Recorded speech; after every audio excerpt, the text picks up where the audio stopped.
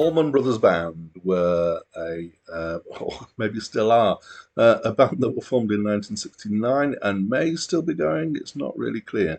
They're an American country rock blues kind of thing, and the brothers in the name are Dwayne and Greg Allman. However, Dwayne Allman died in 1971 in a drunken motorcycle accident, and their bassist Barry Oakley died almost a year later, exactly in the same way. Since then, they've had quite a bit of turnover. They've had some breaks. They're currently inactive. There's a good number of albums out there. They admit that they have a focus on live over studio albums, and quite a lot of their albums are live albums. Yes, yes, you've caught me in my dressing gown. It's the end of the day. Anyway, let's get on with the album.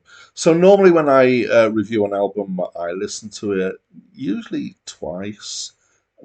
Sometimes if I know it really well, I only listen once, or if I really don't like it, or occasionally there's albums that they're really long, or for other reasons, I just have one listen.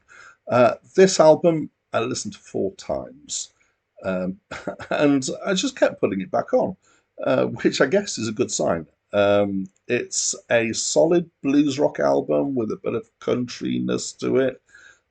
There's quite a few bands around at this time. This was what, early 1970s, and in America, this kind of thing was very popular. And it's the kind of thing that I quite like often as well. It rolled over me. It went on in the background. I was working. I listened. I listened more focusedly at one point.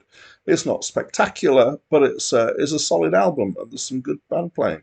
And given that they'd just lost two of their band members over the kind of the year or so previous to this album, actually this is no mean feat. It's pretty good going. There is one track that some people will know quite well because it's the theme tune for the TV show Top Gear. Don't judge it by judging Top Gear if you don't like Top Gear.